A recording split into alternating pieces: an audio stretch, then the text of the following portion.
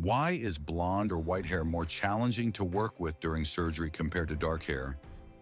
Because very light hair has almost no contrast against the scalp, it's hard to see individual follicles during extraction and implantation. This increases the risk of damaging grafts. To solve this, we use a medical blue dye that temporarily stains the hair shafts. This makes each follicle clearly visible, so we can work with the same precision as with dark hair. Can I dye or bleach my light blonde white hair before the transplant? Yes, but only before the procedure and at least 7 to 10 days earlier. After a transplant, dye or bleach must be avoided for several weeks because the scalp is healing and follicles are fragile.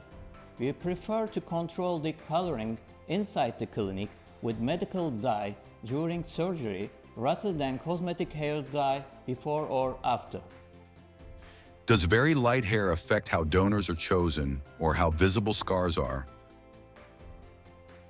Yes, light hair usually creates less contrast against the scalp, so scars are often less visible, which is an advantage. However, because blonde or white hair is often finer, we focus more on donor density and distribution rather than just total hair count when planning extraction. Will the transplanted hair look different if my hair is white blonde? No, the transplanted hair keeps its original color and texture because the follicle itself is transplanted.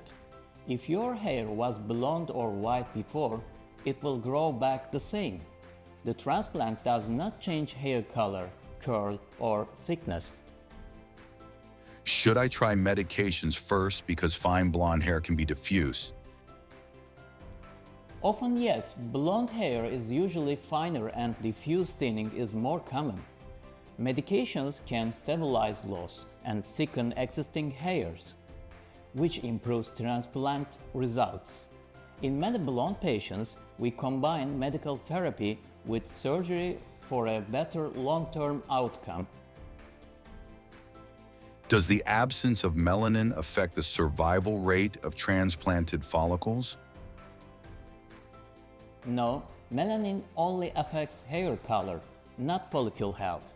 White and blonde hair follicles survive and grow at the same biological rate as dark hair follicles when transplanted correctly. Do you ever approach donor planning differently in patients with mixed white and pigmented hair?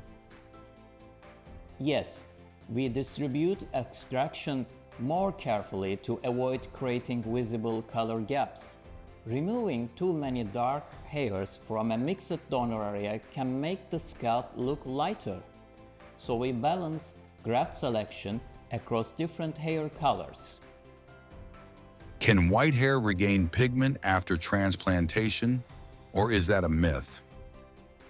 No, that is a myth. If a hair is white, the pigment cells are already inactive. Transplanting the follicle does not reactivate pigment. White hair stays white.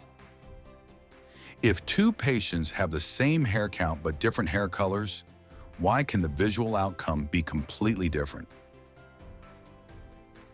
Because hair color changes how light reflects off the scalp.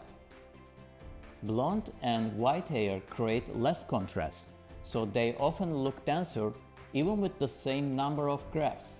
Dark hair creates stronger contrast, which can make thinning more visible. Today, we talk about white and blonde hair transplantation. Thank you for all of your questions. See you soon.